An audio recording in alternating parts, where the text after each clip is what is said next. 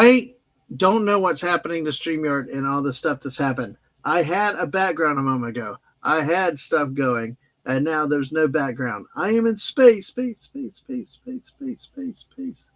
Welcome. Let's see if we can get a background here, folks. Oh, gosh. What a night. What?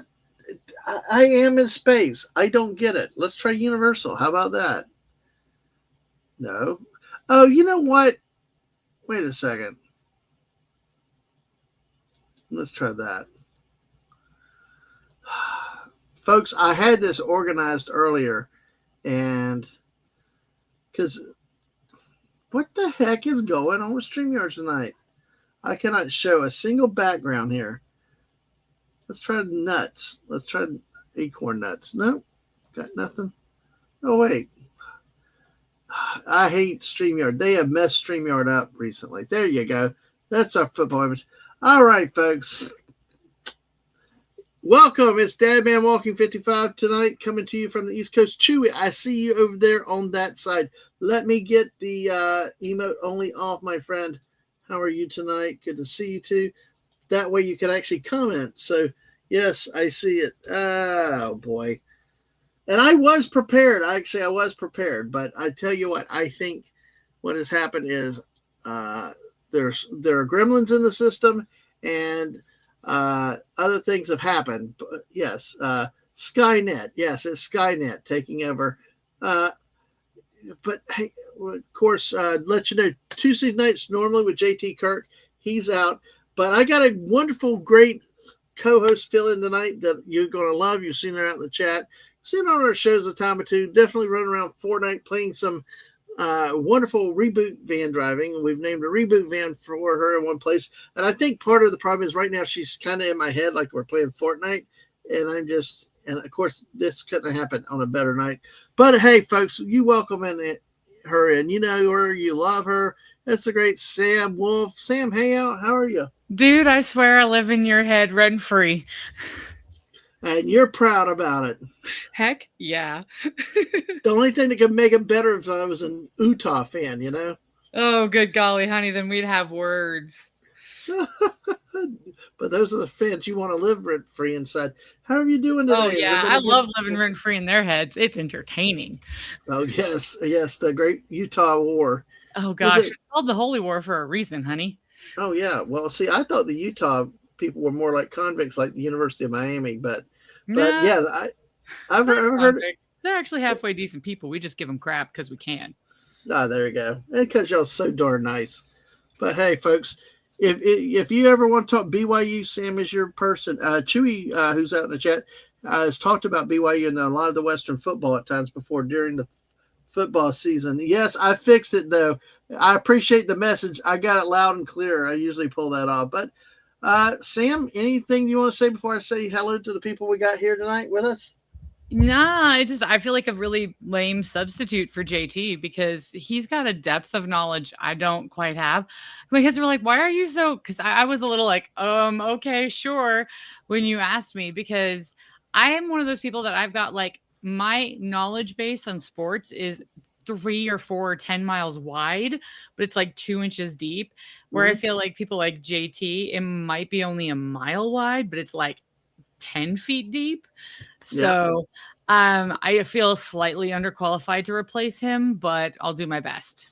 Well, you're very qualified. One, because, you do have a passion for sports. That's what's required. Two, to get a deeper knowledge, you got to get involved in it, talk to people about it, and grow in it. And then 3, you've got a good horizon based on the different things that we talked about. We're going to talk about some of the other stuff because we're talking about some Olympic stuff coming up. And, and that's all that's good. And then 4, you're also inside my head, and you can come on a show with somebody and just have a laugh with them and make them mess up all their intros. So just using the force.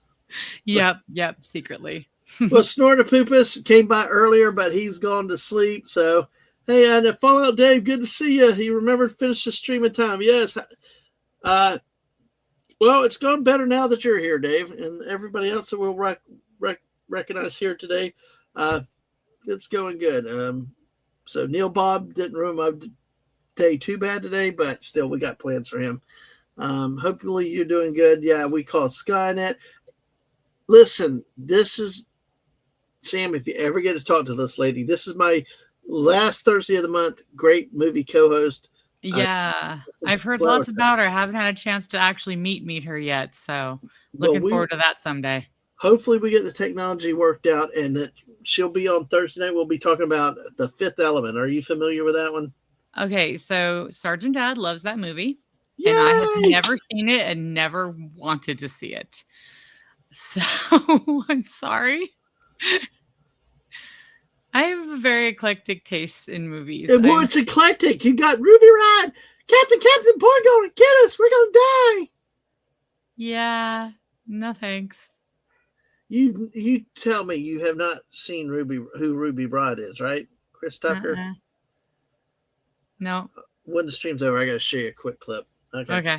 But Daisy, it's wonderful. Yes, we'll be there Thursday night talking about that wonderful movie. So come with your questions, comments, and we always have fun. And like I said, Chewy over in the Twitch. Yes, thank you, Chewy. Yeah, I realized when I saw the what are the emojis? Yeah, thank you.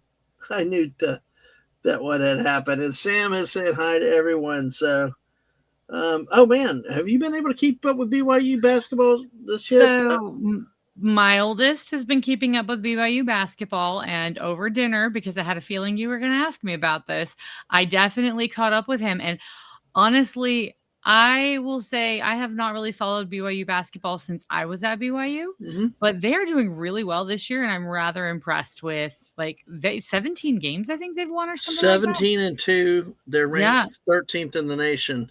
Yeah. So the problem with BYU, or at least the problem with BYU-based basketball that I've been aware of in the past, is that we do really, really great trying brand new things and innovating in the beginning of the season. And then by the time we get to March Madness, everybody already knows our playbook and it doesn't work anymore and we fall apart. And the seasons I've followed, that's what's happened. I'm not saying that happens all the time, but the ones I'm aware of, that's what has gone down. Last year, I know we did really well at March Madness. It's better than we've done before. So hopefully we'll do again good. Well, last year we've got our third national title. Dun, dun, dun, dun, dun. That's when you say go Gators. Yeah. That's when you say go Gators. Go Gators. No, I'm just joking. Okay. Yeah, I got that. I won't get the hug in Fortnite, but I got to go Gators. Even if it was mumbled, I'll take that. I'll take that. Yeah. Arizona actually, speaking of Florida, lost the first game of the year. They played Arizona in a tournament. That was a good game. Arizona, Arizona's got number one, unanimous number one. So especially the Wildcats, U of A, they have been. I just always remember, maybe this is a mixed perception as an Arizonan, but as an Arizonan, I've just always perceived them as being a good school for basketball. I don't know if that's true or not, but it's just always how I've perceived them. Yeah, they have. Lute Olson coached them for many, many years. Yeah. They've been a powerhouse for many, many years, and they had a few off seasons in recent years, but they're back at the top now. Yeah, I've got quite a few friends who've went to U of A, and so we're okay with them. Honestly, the funny thing is, as an Arizonan, I'm great with U of A. I think NAU is fine. I really do think that ASU is the devil. I cannot stand them. Well, they are the Sun Devils after all, so yeah. Apropos. Yep. Oh, Roto Commish. I think I know Roto Commish. Yeah, he's a Wildcats fan. Another freshman played real well despite BYU cutting the late deficit. Yeah, that's the thing is sometimes if you fall down too much, you can't get back. That's the problem. It is. Basketball is a really high-scoring sport, whereas there's others ones that are just not as much. Baseball is a very low-scoring sport, and so there are ones where if the team just runs away, it doesn't matter if you rally, you may never catch up. Yeah. Well, interesting that you say that because Ruby Ride! Fallout Dave. Good to see him do that. So, Jess now says, hi, I've not had one of those toilet seats, but I see that tweet earlier. What you did was follow Midwest versus the rest after all the stuff I've shared with you. Well, I got a good example, good teacher in you, Jess. So, Oh, it's a wonderful toilet seat. By the way, go Gators, Fallout Dave. He wants Sydney Sweeney to coach the Mhm. team. Oh, I'm Yay! sure.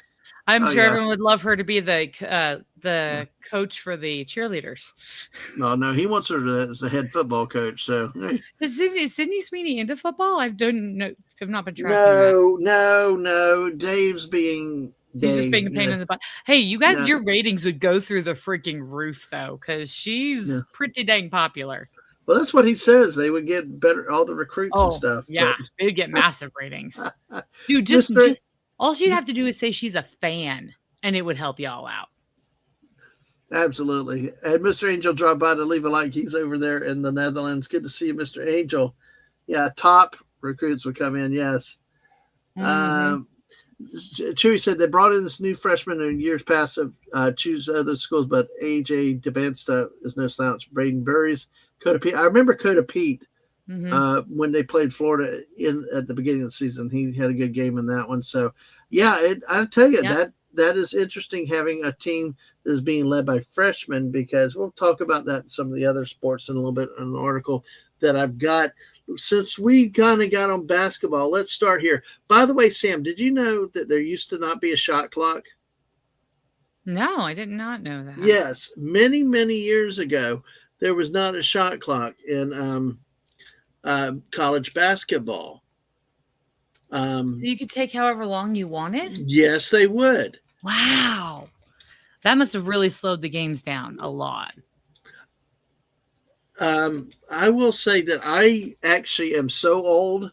I remember before the 3-point line, and I remember when Oh, wow. they I'm sorry. didn't have a shot clock. I'm Yes. sorry. You're not old at all. No, it was like the shot clock. I think the 3-pointer came in the mid 80s, and the shot clock was like 82, 83. Small town republic, howdy. Yes, So before I was born? Yes. Yes. Based on what you told me your age is, yes, before that. Even older, Jess wasn't born either. But yes, the four corners offense. You know what that was entailed?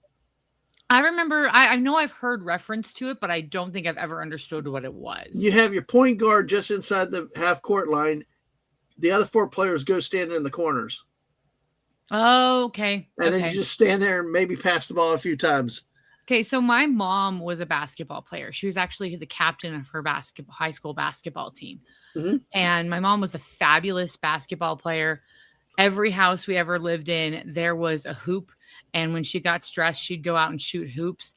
And bless her heart, not a single one of her children could play basketball to save their lives. Oh, wow. It doesn't go down somehow. That was your mom, right?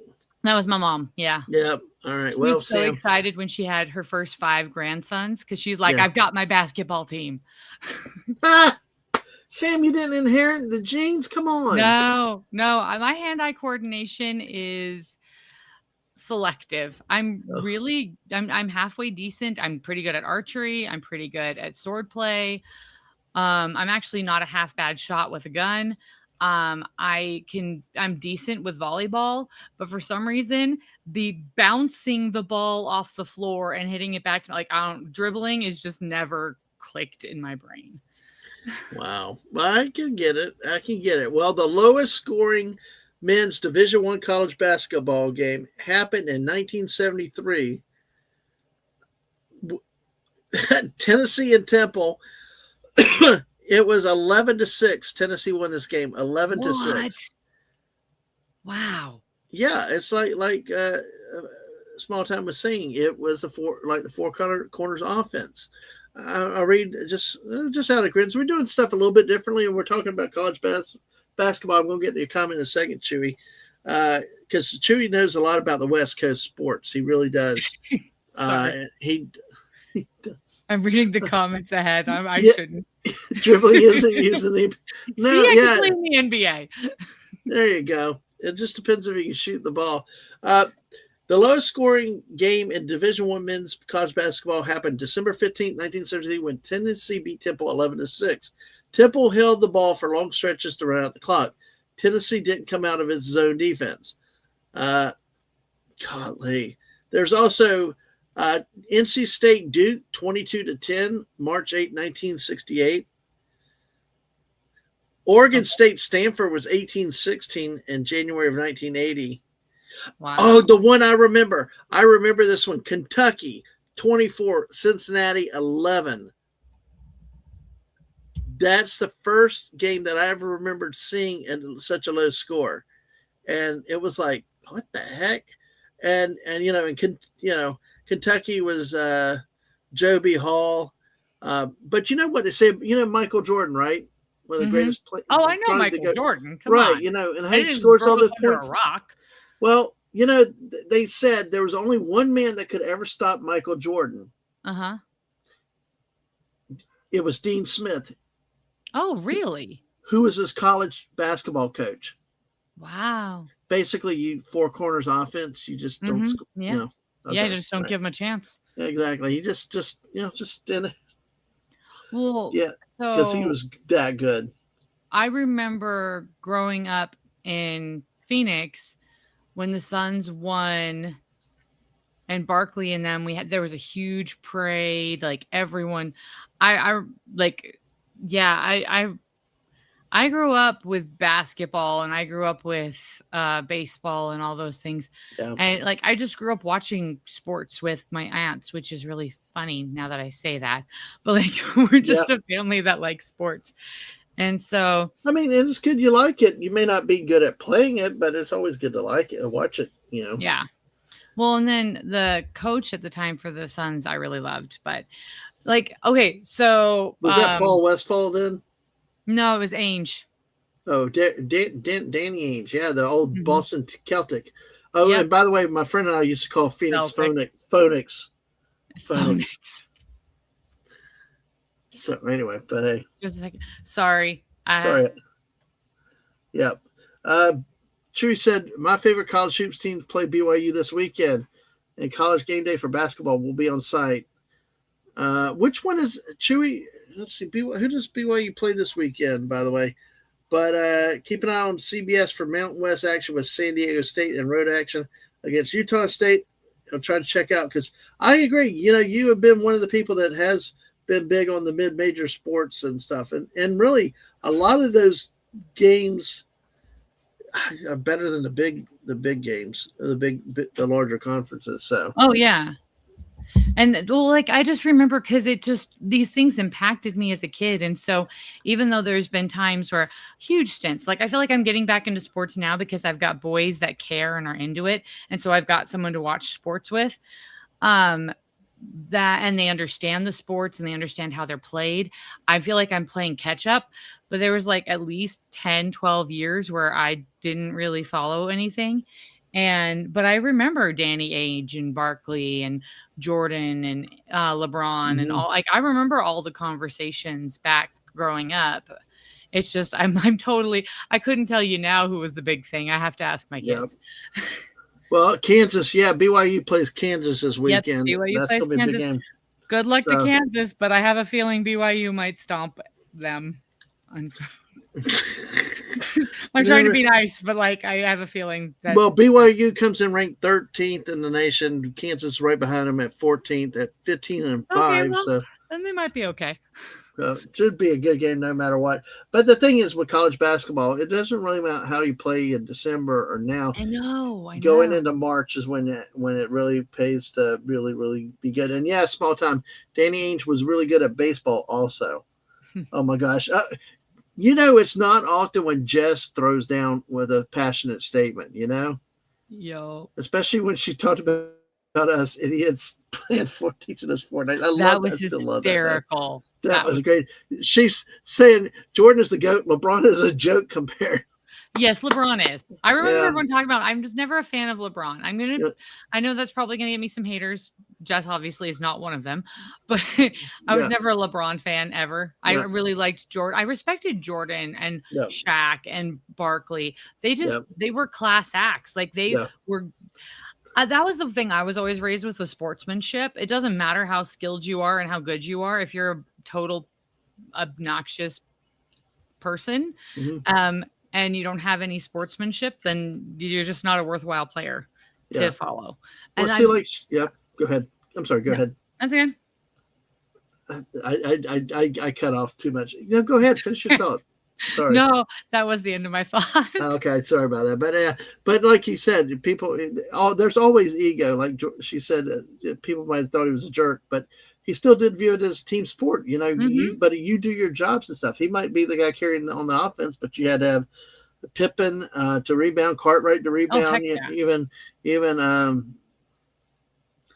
not Kirk, no John Paxson Mm-hmm. to run the point and shoot some threes and stuff. It's still a team game, and so LaFlop, yes, exactly for Mm-hmm. flop. See, Chewy says for men's basketball, toughest part when catching the Jayhawks play is this new freshman Peterson getting hyped. Should he go? See, he's missed due to minor injuries. See, the problem I had with my Gators last year, defending national champions, they have dropped to 19th.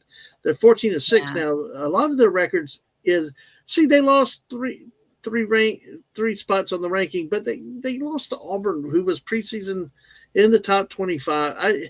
But they also lost 3 games against like Arizona, UConn, and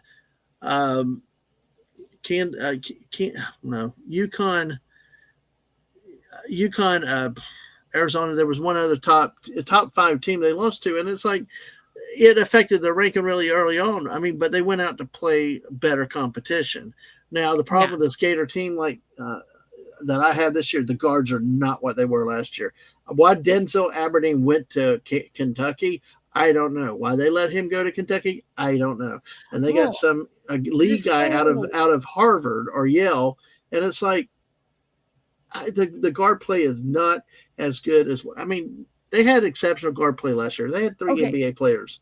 But are they doing the same thing in basketball and the other sports that they've been doing in football, where they like let them collect it, like individually bargain and like all that sort of stuff too? Or is it just football? all the I've got an article. Gosh, this is going to destroy college sports. Well, I've got 2 articles, Sam. Let's move through. I got 2 articles tonight on those things. So we will touch on the college championship last week a bit, and don't get me started. So, all right, so Jess grew up in the glory days of the Bulls.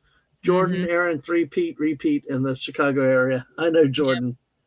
Exactly, small time. Yeah, I thought that was too. And just Florida's down. I mean, they got great big men, but they don't have the guard play. Not consistent this year, which is really hurting them. Yeah, it was Pippen that stood up to the team and got them to keep on because he knew he needed him. I forget if Jordan took a pay cut, threatened him to keeping or paying more. Yeah, I mean, that's the thing. Both of them, Pippen took a lot of flack, but he was also a big team player. Well, that's the thing. Like, they might have had egos and like large personalities, but they weren't. There are some of these players now that are in the pros, like in the NBA. They're just hard to watch because it doesn't feel like it doesn't feel like they care about the sport as much as they care about being a celebrity. Yeah. Chewy said that after seeing when BYU destroyed Kansas last year, noted the team barely limped into the Big 12 tournament and got knocked out in March Madness. I have a feeling Kansas has to get a W this weekend when Texas Tech, Iowa State are lurking with great squads. Houston, despite losing, they have TCU, Cincinnati. By the way, because with you being BYU, you're a big Big 12 fan too, obviously. I've been getting more acquainted with the Big 12. When I was in BYU, we were in the same one as Stanford.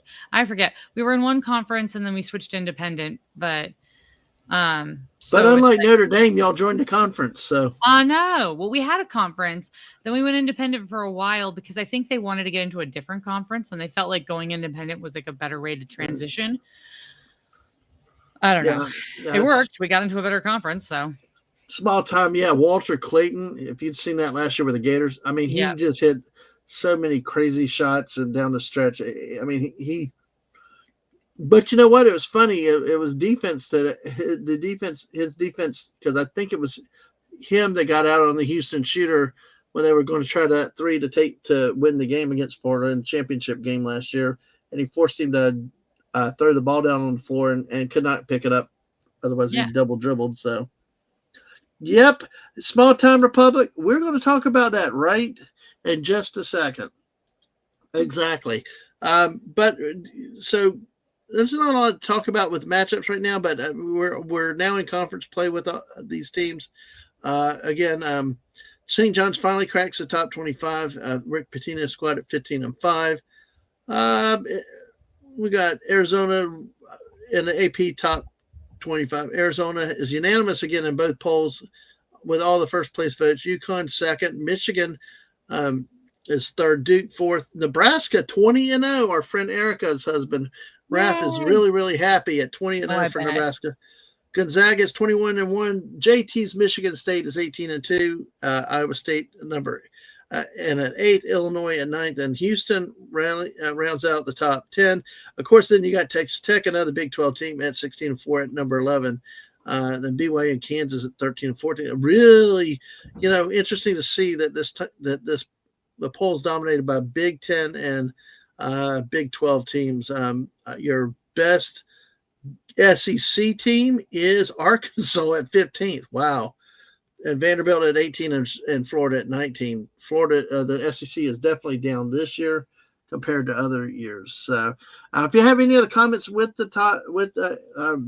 college basketball, feel free to talk about it. And if you do, to Sam. Well, actually, I have a question for you that sure. I've been afraid to ask because I didn't want to sound stupid. But you know what? It's okay to ask questions. Yeah. So I've just always wondered why it feels like basketball and some other sports will play a whole lot more games than football. Is it just the cost of getting the teams wherever they go? Because I feel like the football schedules are a lot smaller. They just play fewer games than the other sports. It's not just that. Those are reason cost of, you have much larger rosters. You have cost of transporting and stuff.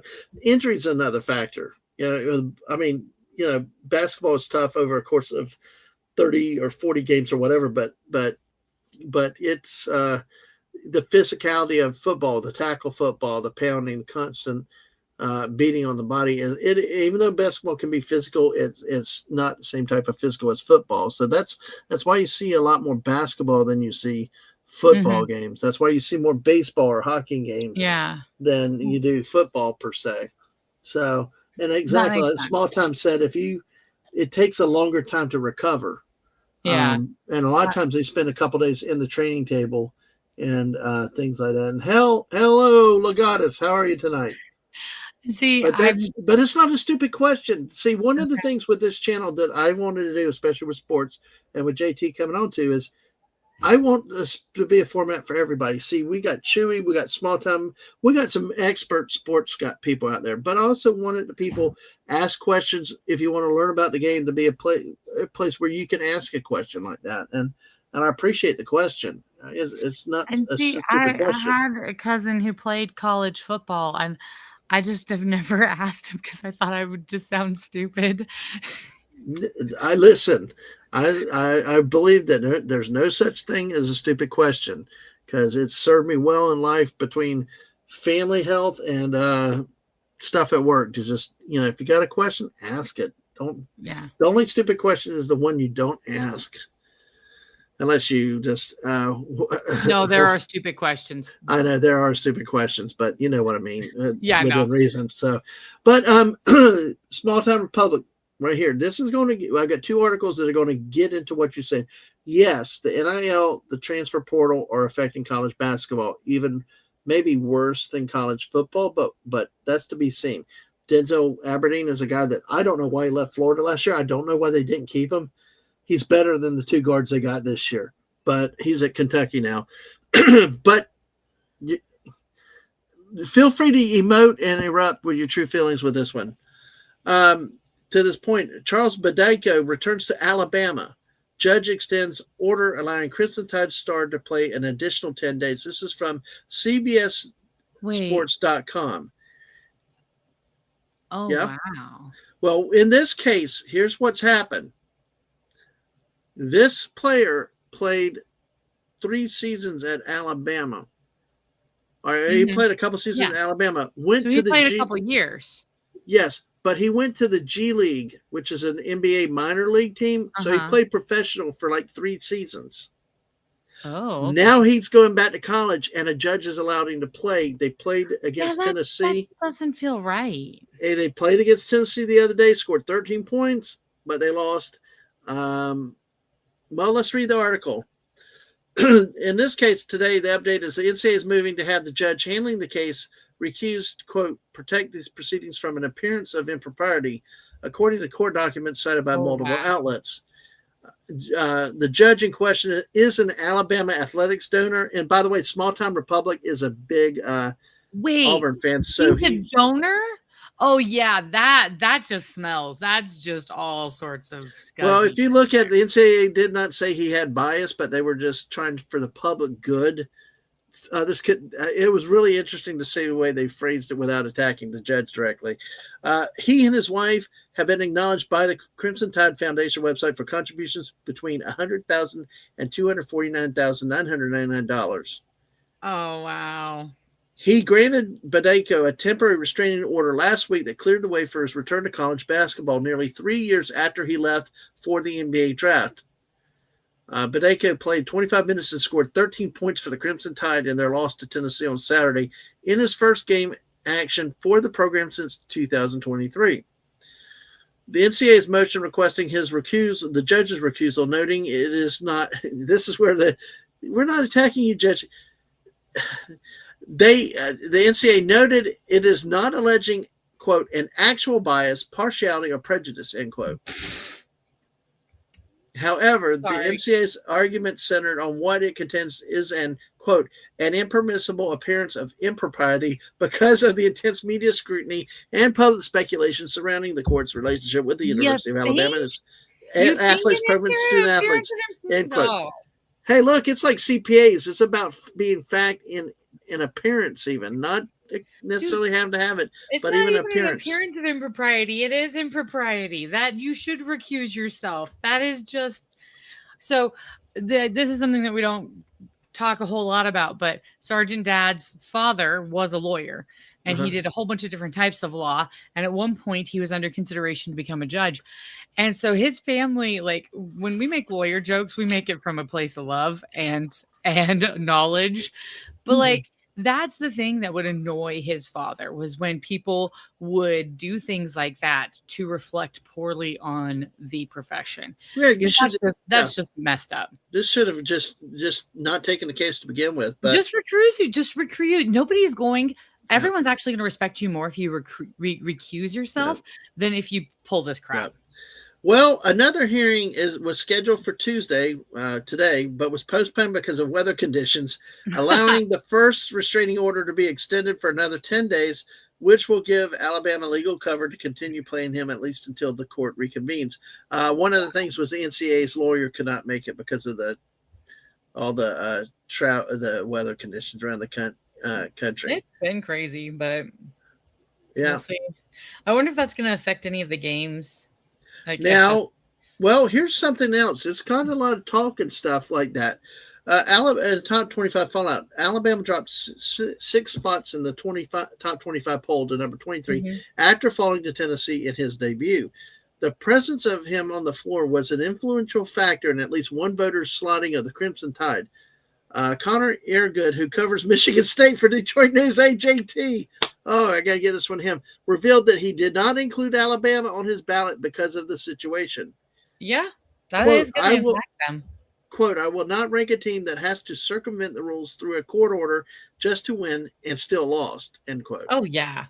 That's it. To me, that I think is almost worse, is that you had to play this dirty, this obviously dirty, just skirt around the rules, cause a whole to-do. And you still couldn't pull out a win? Like, was that really worth your dignity, Alabama?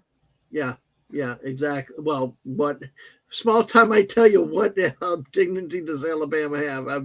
Oh, gosh, don't get me started on Bama. I am not a Bama fan. Oh, you're not? That. Well, you follow with small time and JT especially. And Jess is saying, don't tempt me, Dadman, saying there's no stupid questions. Oh, gosh. I know, Jess. But and this is a true point here. It's a dangerous precedent having somebody join a team a third of the way into conference play. I mean, not just even a third of the way in the season. I mean, they're significantly into conference season right now. Yeah. We're the end of January. Tournaments start in March. It's just not. It's not Well, and good. what is that going to do to the rest of the team? Because it says, "Oh yeah, Yeah. you guys are such losers. Yeah. We have to cheat to try to win and you still can't win." Like that's Yep. going to be demoralizing for the rest of the team. Well, the only thing that could have happened though is if the court judge said no, you got to show up in person. I agree. Mhm. We did it with 2020 and a lot of the other stuff. You could appear to virtually consider the circumstances, but then again, if the judge controls it, what Yeah. can you do in that case? One of the other things he didn't miss he didn't miss a beat. He shot 5 of 6 from the floor, 4 dunks, 3 rebounds, 2 blocks, 2 steals, and that's you kind of one of the things. But I mean, give Tennessee credit; they hung on. They won this game. But his return to college basketball, aided by a temporary restraining order issued by a local judge after his entry into the 2023 NBA draft, has whipped college basketball into a frenzy. The case is only the latest example of how eligibility standards in college basketball are cratering as NCAA rules continue to face Mhm. legal challenges, and this is going to football also. We've Yeah. got TJ Finley, and I know small time will know the name TJ Finley. He's going on trying to get to his 7th school, and he's Oh been my 1 year god. at every single school. He's never Started with gonna freaking LSU. graduate. Like, I really feel like you should not qualify, and this is just me. This is a mom. This is a mom who's got boys who are in Yep, athletics. yep, I would rather my kids not get to play than not do well in school. Like, I think yep, academics are equally as important as like, I think sports teach boys a lot and girls, but I just don't understand why that because there's no way he's graduating with a college degree. There's no way he's actually taking his college like seriously. And that was the one thing I really loved about BYU is that they took it seriously. Like they yeah, wanted their student athletes to actually graduate with the degree, to actually have skills, to learn yeah, something besides how to play a sport. yeah. And Well, to make your blood boil even more, we were told last week Carson Beck was the one I found out, the quarterback from Miami, oh uh, that had not been in class in 2 years. So, yeah, I remember hearing you say that. I yeah, was like, oh, that's, the mom in me yeah, wants to like yep. So, but he's Yeah. got a Lamborghini on this expensive sport cars. So Badeko last played for Alabama in the 22-23 season as a sophomore before remaining in the NBA draft pool beyond the NCAA's well-established and clearly communicated draft withdrawal deadline. Yeah.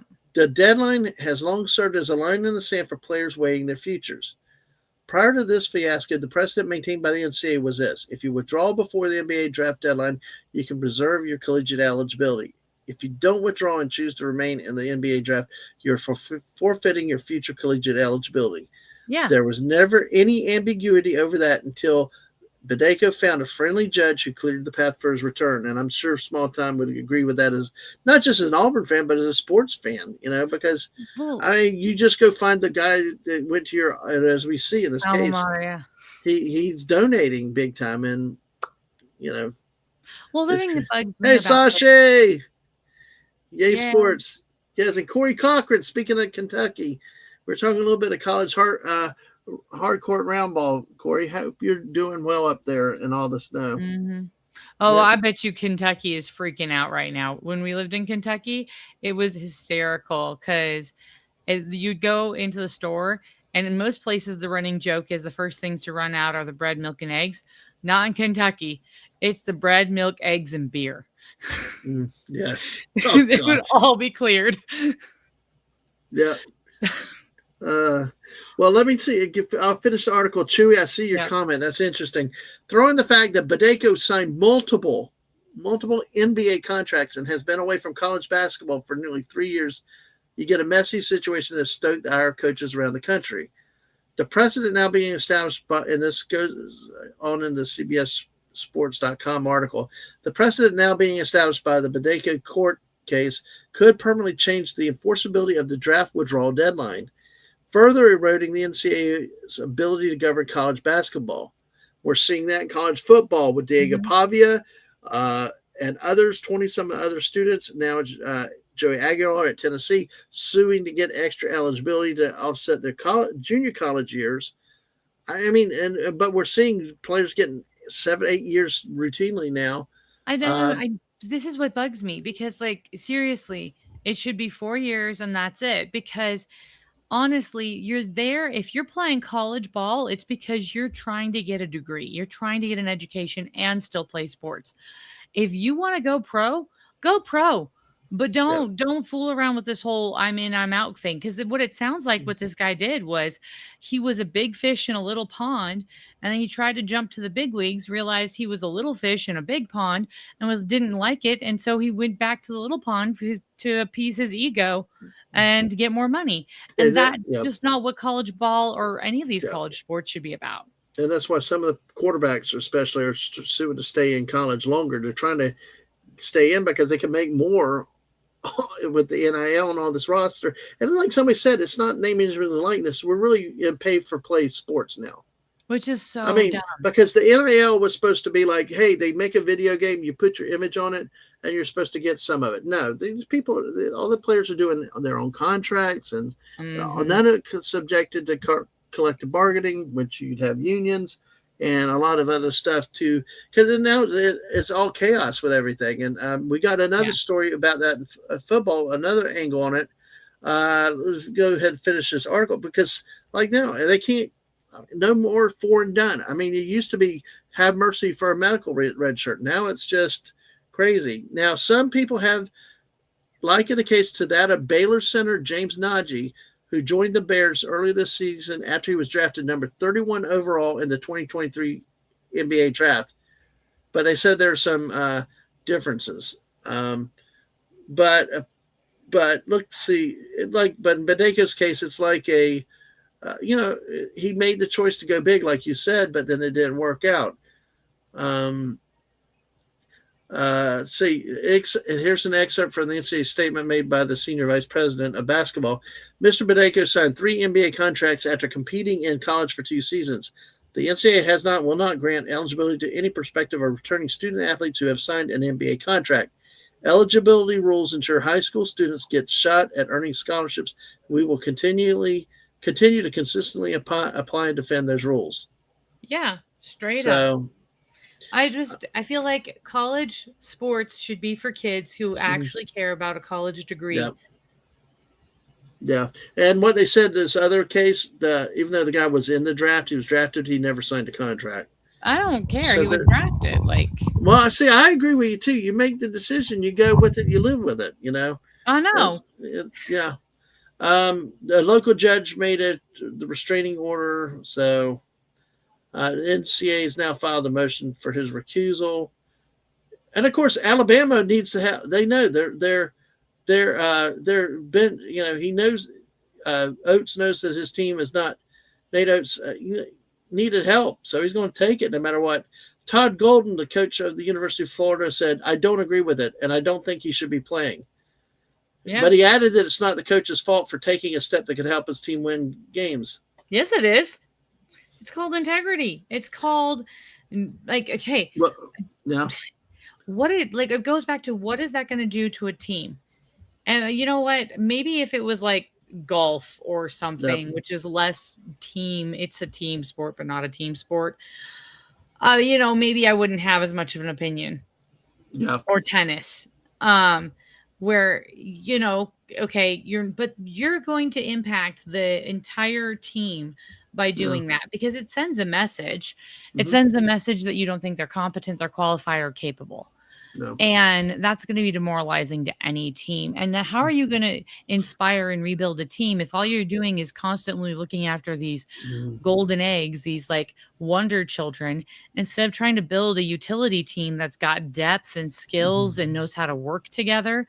That's really what American sports are losing. And that's what made the Dallas Cowboys in the 90s so great. They had so much depth. Yeah. The NFL, there was so much depth in spite of stuff. But now college is jumping. And wait till we get to the football story. Chewy said, I don't know much about the guy at Alabama who was able to play and got a restraining order from Inch Hoops. The other player, similar backlash to the guy at Baylor. The player from the Bears either played overseas or never played in the NBA.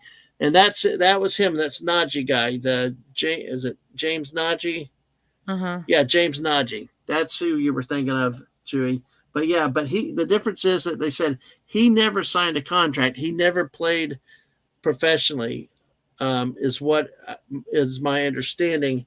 Yeah. So that's a different situation. Whereas this guy, hey, he signed NBA contracts and he played, even if it's just the the not at the NBA level, he's still playing. You're getting paid. He uh,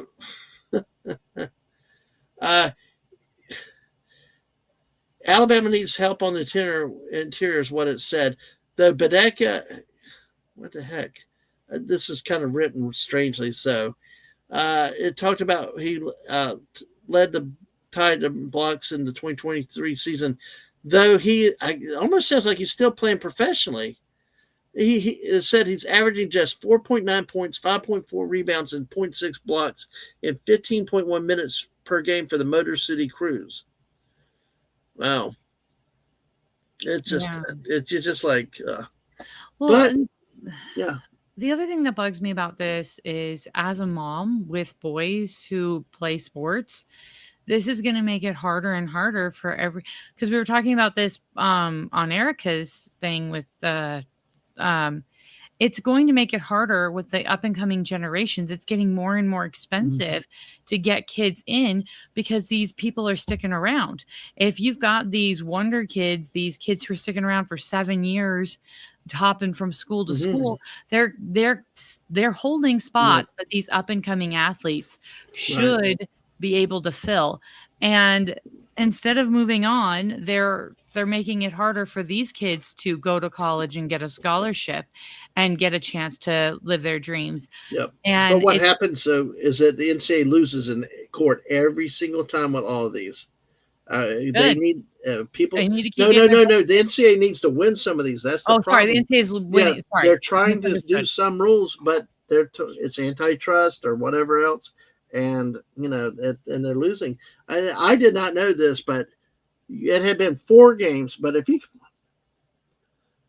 that's beyond silly. I have another word for that. That's basically the whole season. 3/4 of the season, and you get yeah. Oh yeah, well said. The bad money talks loud. Absolutely. There is. I'm not going to pull the comment up, but Small Time does refer to Nate Oates, Alabama's coach, about a player. Yeah. He was on the. He shouldn't have been. He should have been off the team permanently. Really involved in allegedly abetting some crime, but basically involved a murder weapon and stuff. But he brought him back on the team. Yeah, that looked intense. I don't know what he was referring to, but I'm like, ooh. Yeah, I remember that now. I mean, because it's like, well, as soon as they're not convicted, we're not going to do them. But the thing is the ethical thing of it stuff. It is ethics. Buddy Hepburn, it doesn't matter based on the rules. If you enter the draft and are available to draft when it starts, you are thereafter ineligible. But exactly, that's the way it's always been, and it's not a hidden secret. It's open. They know it. And really what it shows is that they're not concerned about the integrity of the game or continuing to grow the next generation of athletes. They're concerned with winning. Yep. And that's, I know winning is important, and I'm not going to say winning isn't important, but what cost are you, what are you willing to sacrifice? I'm going to go Shakespeare on y'all on a sports thing, but Shakespeare, one of his sonnets is, what win I if I gain the thing I seek? A dream, a breath, a froth of fleeting joy. Who buys a minute's mirth to wail a week, or sells eternity for a toy? Like, what is your integrity? What is your legacy worth to you? Are you really going to just stoop to these levels to just win for the sake of winning? Wait till you get to the college football article I've got. Oh gosh, I bet you I'm going to have some fun integrity words on that one. Well, we'll move on because we got to get to that one. Buddy said we're 50 minutes in. It feels like we just started. I mean, hey, Buddy said the next level will be 4 years on a team, 2 years. And this is true. I could see them doing this and get a lawyer to run it through. It's like, well, I got put on the bench. I didn't play any games, and I want 2 more years, and I feel sorry for the guys that used to play one game. They got put in one half because of whatever. They lost a whole year. And Rudy. Rudy. You remember Rudy? Like he spent all that time just wanting to play one game. Yeah. For Notre Dame. Just one. Yeah. Although I think Joe Montana has a different perspective on it. Maybe True. you have not watched it, but yeah, yeah. And see, uh, I think you meant shut it down either way, but but yeah, he's right because before the NIL, the coaches in the schools were getting all the money out of it, and so That that's is one true. thing you have to acknowledge that it's always been a dirty game. It's always been The players complicated. Yeah. had no protection, and what you didn't know was that there really were 1 year contracts. I mean, you had to perform to keep your athletic scholarships. So there I have been many I cases where people yeah. lost theirs because either they found two other people that were better and they wanted to replace. There, so integrity and loyalty kind of goes two ways. But It really does. And that's the thing. I don't think that the changes they made are fixing the system. I think they're breaking the system in a new way. And that's the problem. They didn't fix the problem, they just created a new one. hmm.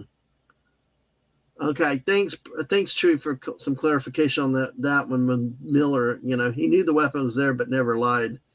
But still, Nick Saban was not thrilled when Oates kept him around. So I mean, that involved, I think, football and basketball. But yeah, it was still an interesting season. So I think it would have been better if let's they see. gave the players a bill of rights. Um, like, established a players' bill of rights sort of situation instead of giving them this overwhelming amount of control at a very young, impressionable age. Yeah, yeah, exactly. And that's one of the things I know. John Calipari had said the only thing worse than these young players getting all this money is being poor again. When you spend it, Yeah. you get used to it, and you Well, become poor again. comparison to the military, we see this all the time. Sergeant Dad sees it all the time. He'll get a brand new, sparkling little 18-year-old private who's never seen a paycheck the size that he's getting. And he's like, I'm going to go buy a sports car. I'm going to go do all these stupid things. And then they end up in massive debt and it ruins their credit. And then when they finally do maybe have a family or want to settle down or buy a house or get out of the military because they got injured, all of a sudden, their ability to provide for themselves is reduced Mm-hmm. and they didn't save a penny and they're not able to continue on. And that's when you get service members who end up homeless and Yeah, all these really rough, horrible, sad situations. yeah, And the same thing happens with professional athletes who aren't taught how mm-hmm. to handle their money. Yeah. And small times, right? Too. Some of the so-called agents are ripping off players too. Oh, heck yeah. But Corey is right, according to this, that university. No wonder they're furious with Mark Pope up there. They should get better. Yeah. Kentucky has the highest projected payroll this season in men's college basketball at $22 million. Number two Wow. is BYU Well, at $12 million. we're 12. Wait, we're the next highest at 12 and they've got 22. Okay, yeah, y'all are getting ripped off. Especially when they're not leading the SEC and they're having their own Yeah, because if problems. Yeah. BYU's kicking butt and taking names, they're doing great. Okay, they're spending 12 million. They're obviously putting their money where their mouth is. It's worth it. But Yep. 22 million and you're getting what out of that? Yep. Well, they're not bad, but still not the best. But the next four are tied at 10 million: Texas Tech, Duke, Arkansas, and Louisville. So, Okay. yep, at $10 million. So yeah, that's interesting, Corey. Thanks for pointing that out. All right, well, we spent a lot of time on college basketball tonight, so we need to move on. Wow, we actually have. I lost Yeah. track. Yeah, exactly. Really quick with the hockey. Well, I'm just going to brush over the hockey standings really quickly because let's see. I mean, do you watch hockey? I used to. I like hockey a lot, but I'm not up on it. Okay. But if I Yeah. have to pick a team, it's always going to be the Coyotes. Okay. Well, wait. They moved. I think they're now the Utah team. Yes, but I like Utah too, so I'm okay with the Coyotes still. Well, at least they have a name and not Utah Hockey Club, what they were last year. But Yeah, that's kind of lame. yeah, well, we'll take a quick look at the Eastern Conference. We're getting probably 5/8 through the season. Tampa Bay still leads with 70 points in the Eastern Conference. Of course, you got Detroit, Carolina leading the Metropolitan Division. I think my Devils are about out of it, considering that they held a player out rumored to be traded off. So, see, Wait, I liked you like the Jersey Devils? the New Jersey Devils. Yeah, let's go Devils. Martin Why? Berger. Why? Oh gosh, now I'm Well, what was okay. I wrong with love that? you anyway. Well, what It's is the wrong with New New Jersey Jersey? You live Devils, in New honey. Jersey. No. Martin Berger, I've never Ken liked. Danico. Nope. Sorry. Why? You What? keep going. Sorry, I derailed you. You keep going. Man, is there anything of mine I do like that you like? But No, honey, I think you have terrible taste in teams, but we're still friends anyway. I can look past that. well, do you want to hear the story of how I became a New Jersey Devils fan? We've squirreled enough on this sports stream. Why the heck not? What happened when I was 12 or 13 years old? When we had newspapers and before we had ESPN and cable TV showing all kinds of sports, all I had was a sports page. And I've read the crap out of the box scores, Major League Baseball, NBA, all this. So I just decided at whatever age, I decided I was going to pick teams that sucked. I was like, whatever. I mean, You Golden State actually went Warriors. out to pick teams. Well, you did a great job. Well, Golden State Warriors. Honey, I'll admit the Golden State Warriors aren't any good. The Oregon State Beavers. I agree. You're not going to get a disagreement here, hon. And then New Jersey Devils was my team in hockey, You have a real good job at picking losers. Well, you know what? 95, they got on TV a lot, and they won the Stanley Cup there, a couple years along the way. Beat the Dallas Stars in, I think, 03. So they were not always bad. But dude, this is a Phoenix girl who does not like the Phoenix Cardinals. Oh, wow. Yeah. Because I'm an OG Arizona sports fan. Yeah. Everyone hated the Cardinals. Everyone would always say that playing the Arizona Cardinals in football and in Arizona was like playing a home game because you had more fans there than the Cardinals did back in the day. Well, it wasn't until they went to the Jacksonville. Super Bowl that all of a sudden everyone's like, oh, we love them. I'm like, no, not really. It's like Jacksonville, too. More visiting fans come. Yeah, Dave still is attached to his Avalanche. And hey, Jeff, good to see you tonight. Hope you're doing good. So Red Wings not so good last year. Yeah. Yeah. Chewy said, oh, geez, on Kentucky for men's hoop. Then again, the SEC men's basketball is not going to get almost entire set of teams. Yeah, exactly. They're definitely down this year. They have wins for sure, but some losses make one question what is going on. And they did make a mistake. Oh, wow. You're not a Mark Pope fan. Not a bad coach, but the situation makes me wonder a bit. Yeah, I never thought I'd see Kentucky to be such a topsy-turvy job. I mean, well, yeah, Kentucky just seems like it's known for being consistent, and it doesn't feel like it's holding up to that right now. Yep. Hello, citrus, lemon pie. Hi, fruitcakes. I love that spelling. So to finish real quick on the hockey for what we got, let's see, in the Western, Dave's Colorado Avalanche is leading. Could 79 points, so they're doing really well. Vegas, of course, in the Pacific at 62. As we look at the, let's see where Utah Mammoth. Oh, that's not the okay. Well, I don't know where the Coyotes went then. Where are the Coyotes? The Coyotes went to Utah. Well, then why are they called the Mammoths now? Because they decided they needed a name other than they needed a rebrand. Other than other hockey club like those soccer teams. Yeah. So we'll Utah take a look. Doesn't have a lot of. I'm just saying, Utah's doesn't. It's kind of dry up when it comes to professional sports. There's just me. I gotcha. All right, playoff picture in the East. Still about 30 games left to go for most teams. The Lightning, Wings, and the Sabres in the Atlantic Division. Metropolitan, Carolina, Pittsburgh, and New York. Islanders, Canadians, and the Bruins. The Panthers just outside of it. I mean, Of course, the state of Florida has kept the Stanley Cup for quite a few years. Wes Cagel's Philadelphia Yes, Flyers. Philadelphia Flyers. I just do. What? Yeah, you're doing that on purpose. Don't even pretend like you're. I It's know an I accident. am. I mean, oh my gosh, we're like the odd couple. Okay, We are. We are. I mean, it's if we were gonna start talking baseball, it'd be like if you were a Mets fan and I was a Yankees fan. That's basically where we're at yeah, right it's coming. But hey, see, my poor Devils are now nine. Let's see, no, 11 points. No, 9 points back. They're pretty much they're I don't know unless they get hot. But see, my type of Devils is the old days of low scoring and making boring. now. That Okay, people hate. I got They another changed the stupid rules. question. Got another What? stupid question. Why the crap is Toronto in the NHL? They're Canadian. Yes, that's why. That's where the Stanley Cup should be. You got, yeah, you got that because Are it's you freaking kidding me? They're yeah, not you got. Northern Montana yet.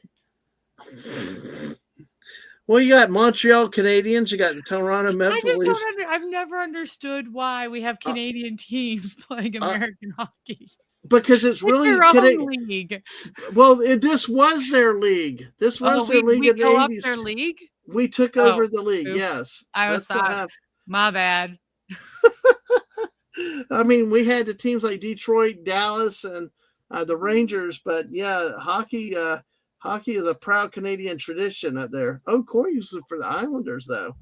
Marty would be jealous of that. So, but yeah, that's where we sit in the Western Conference: Colorado, Minnesota, Dallas, Vegas. See, Edmonton, another great Canadian team, where the great one, the Gretzky, played many years ago. Hey, Sam, you're Wayne Utah. Gretzky. Yeah. Hey, wait. Why don't Wayne Gretzky didn't he play? He played down here though too. He played with the LA Kings at the end of his Yeah. career. Yeah. Yep. Yeah. So, but yeah. So, I still remember what he did in the Olympics. but what did he do? I think it was the Vancouver Olympics. He took a coin and had it embedded in the ice. And it was his lucky coin that he'd always carried to win whenever he was playing. Yeah. Because he was like coaching or helping the Canadian team, and the Canadian team ended up winning. And he's like, "Ha! It's because we planted my lucky coin in the ice." And I'm like, "Dude, really?" Yep. Superstitions in sports are big. What like baseball? Don't jump across the line. Don't step on the baselines if you're the pitcher coming off the mound and stuff. It's crazy with them. By the way, Jess, you're only 7 points out of the playoff position there with the Chicago Blackhawks. So, and that's it. And Jess is reminding us that there's multiple Canadian teams. Right, if they were the original 6 with Detroit and Chicago. Ow. Okay, well, evidently we take over everything. I guess they will be Northern Montana soon. Well, Florida's taking over the NHL. That's what we talked about last week. Was that I know. It's like I'm begging the Canadians and the Yankees to come down and get your trophy. It doesn't belong in Florida. So I think it's funny. I personally think it's hysterical. Yeah. Chewy said, "This is what I do know about Colorado. Outside of them being the talk of the town in the West, this team was bad in power play, and when they do lose, which is not often, struggle to win games in overtime." Well, I like my Devils only scored 2 goals a game, but they kept everybody scoreless of 1 goal. But that was the old day of boring hockey, which they changed all the rules from. And folks, we will kick more about hockey as it goes along with JT Kirk. I do want to talk about, we're going to end up with the NFL playoffs, but I want to move over to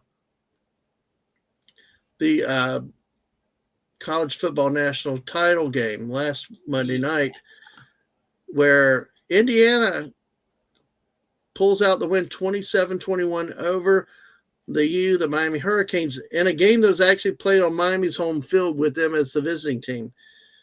The game featured it was a 10-0 Indiana halftime lead, which it was kind of boring in the first half, and then the second half it picked up a little bit. Indiana extends. Miami comes out, moves down the field into 2 plays.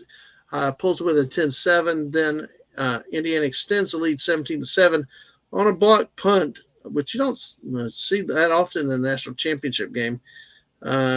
Special team plays, though, win championships. I remember when Florida played Ohio State for their national championship, Ohio State Ted Ginn Jr. ran the opening kickoff back for a touchdown, and then Florida blitzed them after that. And in the fourth quarter, with this game, Miami scores, pulls within 17-14. Then Fernando Mendoza on a fourth down play. JT and I were yelling, go for the points, take the points. They were up 17-14, ends up scoring on the fourth down play, diving into the end zone, extensively 24-14, and then Miami answers with that, pulling with a Malachi Tony 22-yard pass from Carson Beck, pulled in 24-21.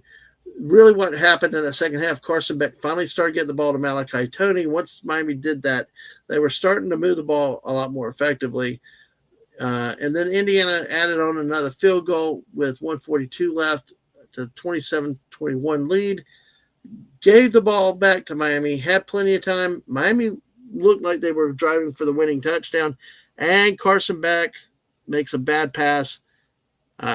Symbol of his career. He's untimely turnovers and with him as a quarterback. So it'll be interesting to see if he in the NFL will be like Matt Stafford, where he can develop it and win a title, or if how he does. One of the most turnover-prone quarterbacks, especially at the wrong time, that I've seen. But that's how this national championship game went down. It was not a bad game. It was pretty. It ended up interesting, although for a while it looked like it was going to be a boring game. Any thoughts on this game, though, you have? So I'm going to be completely honest. I did not catch that game. Life happened. Mm-hmm. But I think it's interesting because if you had asked me at the beginning of the season who I thought it was going to be in the end, I probably would not have picked either of those teams. Maybe that just shows how little I know, or maybe they really were. I feel like it's kind of a not what I expected. Yeah. So nobody picked Indiana. I mean, even though they had a good year last year, nobody would have picked Indiana. But they have a transfer quarterback. Mendoza came in and for 1 year, and again, it's the transfer portal and the NIL, all this stuff. But I mean, he wasn't the most gaudy quarterback, even though he won the Heisman Trophy. But in this game, he was 16 of 27 for 186 yards, no turnovers, but no touchdowns. Just very boring. But it was effective. What he did do was that touchdown run he did. He launched from like 3 yards out, and I thought he was going to fall short, but he actually got the ball over the goal line. It was a great individual play that he had that he made on that one. So, it was a good game. I think it turned out to be not too bad. Malachi Tony for Miami had 10 catches for 122 yards, 1 touchdown on the night. And now Carson Beck moves on for the University of Miami. So if anybody's got any thoughts about the game themselves, feel free to share it, because my next story is going to involve the University of Miami. I don't know that you were born then. No. Maybe it was. I think it was the late 80s. Help me, Chad. Remember? I would have been a toddler. So I think it's the late 80s into the 90s. I think it was the late 80s because Jimmy Johnson was still there before he went to Dallas. They would play Notre Dame each year, and they titled the game "Catholics versus Convicts." Oh, that's hysterical. Yep. Talk about your holy war in Utah, but this was Catholics versus Convicts. Well, we talked about transfer portal. We talked about how many years players stay don't leave college and stuff. Right? Well, one other thing that we're going to have in the world of college football league is tampering. And what does a contract mean? We had a recent article with Dabo Sweeney calling out the University of Mississippi for coming and texting their player, even though he should not have been contacted, but there's no real rules and guidance on it now. But it was effectively what would be called tampering in other places. But then again, if Ole Miss just had that done allegedly by Lane Kiffin, their former coach, after he went and took the job at LSU. So we got all this stuff. Well, we have one that involves both that and contracts. Oh, goody. Yes, if you remember last week, I had mentioned that Darian Mensah, the quarterback for Duke, uh, entered the transfer portal on the last day to enter the transfer portal. Duke decided to protest it. They ended up to block it and sued him. Uh, Okay, I it vaguely being remember that that. it being that he was contacted by the University of Miami, and everybody knew he was going to wanting to go to the University of Miami. Um, so Duke stepped in, took him to court. Update here, and I don't think this is one where I fault the university. Headline is Darian Mensah Duke settled dispute as QBI's Miami transfer. Also on ESPN.com. Darian Mensah and Duke have agreed to a settlement of their dispute that will clear the way for the quarterback to transfer to another school, his agency announced. Mensah is expected to transfer to Miami now that his dispute with Duke has been resolved, which means Miami's going to win at the end. And it's about ethics and what you think is crossing the line. I mean, in the scope of things, it is the Wild West. It is what it is. And some people win Yes. at all costs. We've seen that discussion with LSU. We've seen that discussion at other places. I just there's so much, and LSU has a situation with a former head coach that they fired that is under litigation because was it a proper termination or not? But that's another issue. Yeah. But Duke officials sued Mensah in Durham County Superior Court on January 20th in an attempt to prevent him from transferring and enforce their, here's the multi-year NIL contract he signed with the school. A multi-year contract. He's still under contract with the school. So then why was he allowed to enter a transfer portal if he's under contract? This is why some people say you need to treat them like employees, have unions in, and get a collective bargaining agreement because the NFL does not have this. So what good is a contract nowadays? And plus, also that's the thing. Like, Miami I thought the contract was a thing. I thought so too, but apparently in the world of college athletics, it's not. Miami has reached out to it. Obviously, in this case, LSU has done that in a number of cases with players. There was also one that University of Washington just a few weeks ago where the quarterback was about to do this, but Washington, they say, had a better contract written by the Big Ten, and the quarterback backed out when Washington complained and sued him. But in this case, the school gave up, I guess. I just think the school should have fought it on principle. I agree, but so Duke entered his name in because he didn't get an injunction at first. The school didn't. So they entered his name in the transfer portal on January 21, but he was not permitted to enroll at another school until a North Carolina judge ruled on the school's injunction request. Preliminary injunction hearing was scheduled for Thursday. Quote, though close collaboration and principal negotiation are through close collaboration and principal negotiation, we have successfully navigated an unprecedented path, one that has now reached a fair and mutually agreeable resolution, Mensah's agency Young Money APAA Sports said in a statement. Unprecedented path. Yeah. Barbara Streisand. Can we smell the odor? Mm-hmm. By the way, we got 11 people here watching. Make sure y'all hit that like button, folks. Thanks for being here. If you have any questions, comments, please share with us. As we got Sam Wolf with us tonight. A source close to the situation told ESPN that Duke's lawsuit was, quote, always about upholding a contract, end quote, adding that the school was also eager to move forward and not engage in a protracted legal battle with a student athlete. Duke did not release the terms of the settlement, but said the agreement was suitably addressed the school's primary concerns. See, I'm just going to go back to my whole thing.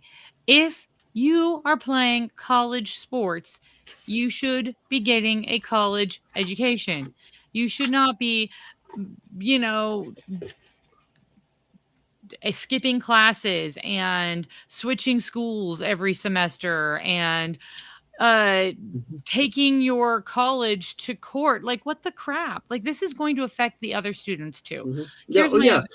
It's going to these affect that legal Duke battles team. are going to impact. They're going to cost the school. And where does that cost? Yeah. Where do universities pass the buck? They charge the other students. Yeah. This is going to make tuition, and this is going to make Well, getting a solid education for just anyone else even harder. Like this is yeah. just The difficult thing that's happened with a nightmare. lot of this, Sam, is they're not running it through the general sports and the general colleges and schools. A lot of No. this stuff is sitting out in their direct support organizations, foundations, and other things. Wow. And that's like free money that they can spend on whatever sources. Yes. It's. I mean, see, like here, I just don't agree with Duke just bowing down on this one. I mean, the biggest problem I have is if you write a contract, enforce it. Why are you going to let them just walk away? And if you had a badly written contract, you need to write a better contract. Yes. Okay. Good luck snow shoveling, Jeff. I've heard a lot about that this week. Oh my gosh. You know, in Alaska, is there even a point to shovel the snow in Alaska?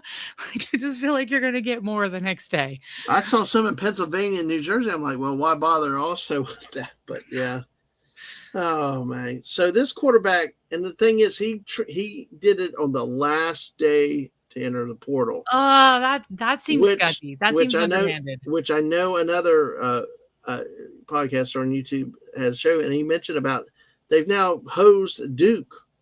I mean, Duke can't go out there and get a decent quarterback now because this player is a number 5 overall player in ESPN's transfer rankings, and he's joining the runner-up Hurricanes in the ACC, same conference as Miami when he was with Duke last year. 3,973 passing yards, 34 passing touchdowns this season, while leading the Blue Devils to the first outright ACC title since 1962. Wow.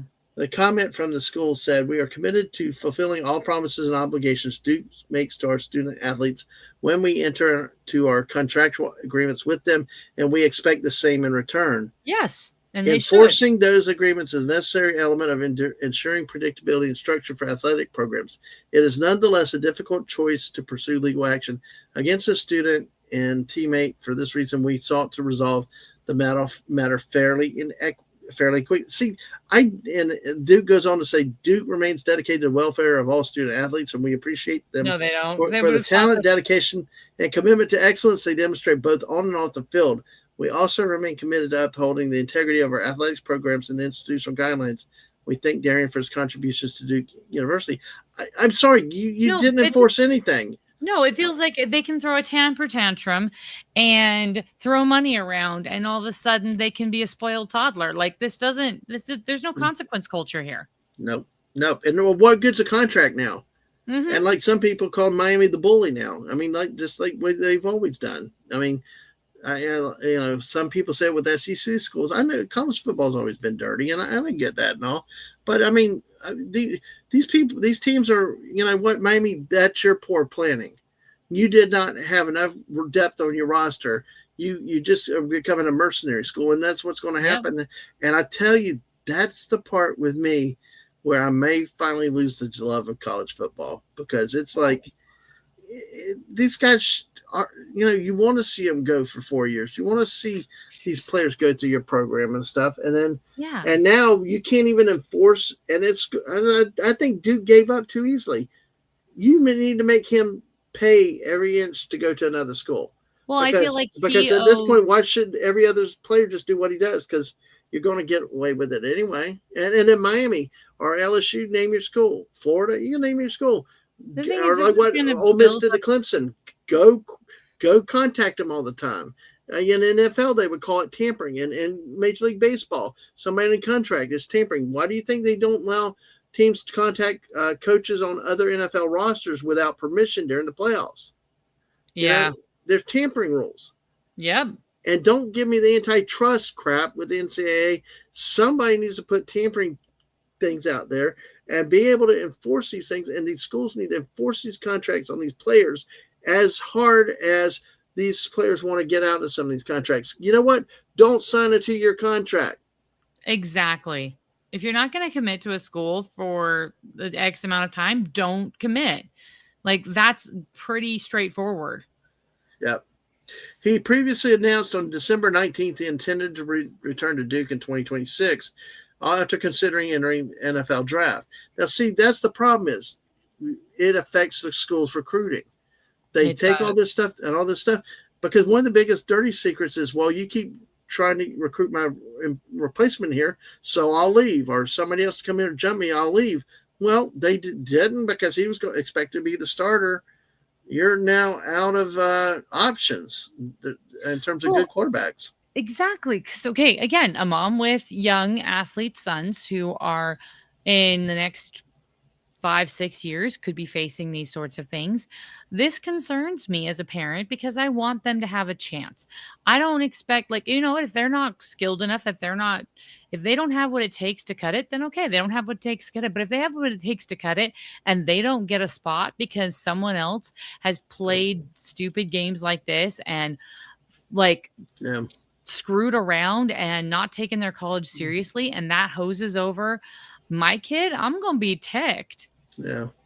Well, see, I look at like University of Tennessee because they have actually, I mean, they're complaining that they got this Joey Aguilar just trying to get this extra year like someone else did. But the thing is, they got 2 freshmen there. One of them has been in the program at least 2 years. They had another freshman just transfer because he's tired of getting skipped over. Granted, you play your best player, but when they go out there to get your replacement, it's like, how there is no loyalty anywhere on any side, and it's like, but you'd stay there. Like DJ Ugalele was at FSU. They FSU went at Oregon State to get DJ from them. He goes to FSU, but what happened is the FSU quarterback that was in line to play the bowl game left. He quit. He went somewhere else because I mean, it's like, hey. I'm loyal to the program, and you're skipping me over like that. Yeah, well, and that's where I feel like, and not to toot my horn, although I love my BYU Cougars, I feel like that's one thing that BYU, at least when I was there, and what I feel like I'm seeing now, is this persistency in, hey, we're going to be straight shooters, we're going to play fair with you, but we expect you to play fair with us.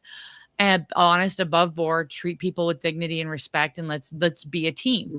And that's why I feel like BYU is doing so well, is because they really does focus on, no, we're a team, we're a family. Let's pull together, let's treat everyone with dignity. And the schools that are doing that, they're going to attract the quality of student athlete who wants that, who's got the integrity, who is a team player. And so maybe what we will see, this is what I hope we'll see, is that the schools and the teams that prioritize integrity and sportsmanship and team building and depth of playing will eventually rise to the top, and these other programs will fall apart. Yeah, that's why a lot of people wanted Indiana. And I heard this one podcaster say he was glad that they won it, because even though they went and spent a lot of money, they used the portal or whatever else, they still, Mendoza's not that type of quarterback like what happened here and stuff like that. There was at least some etiquette, some honor in it, and anything to hose the U, because the U is the U, and they've always been like that. And now they got a few people throwing money. And what's so funny is they want to throw money at a quarterback like this, but you look next year, their stadium's half full most weeks. People don't go to their regular games, and they never did support them when they weren't good. But anyway, all right. Well, go ahead. These teams that build a legacy and of quality and depth and sportsmanship, they're going to have a camaraderie. They're going to have a dynamic that's going to be more enjoyable to watch. I remember one of my high school teachers, he talked about why the Green Bay Packers are such a big deal. It's not because they're always the best. It's not because they're always phenomenal. It's because there's buy-in from the community. The community owns them. And so there is a sense of like community, camaraderie, like and that's what we need at the college level, is the student body is going to get behind teams that they're not resenting.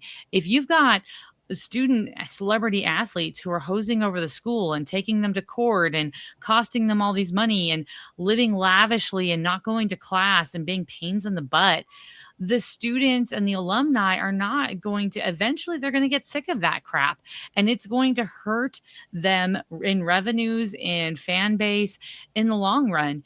And they're playing the short game is really what they're doing. Yeah. All right, folks. Well, let's move on to the NFL in the few minutes we have remaining. Appreciate. Sorry, I got real. No, I know. I love it. Love the passion. So it's. I feel like I have a different perspective because I'm a mom with sons who are athletes, and I see the way sports are going, and I'm sitting there going, "Holy crap, we need to get this fixed before my boys have to deal with it." And it's becoming a lot of pay to play. I mean, like we talked a little bit tonight, the travel teams and all the other stuff. It's either pay to play or it's either you got to be somebody's friend. You either have, it's connections, it's pay to play, or you have to be literally the next golden boy. And not everyone's going to be a golden boy, and I'm not made of millions. I want my boys to be able to play sports, and I don't want to go bankrupt over it. I got you. I'm like that. I don't want to have to go to the park 7 days a week. Come on. Oh my good golly. Don't even get me started on that.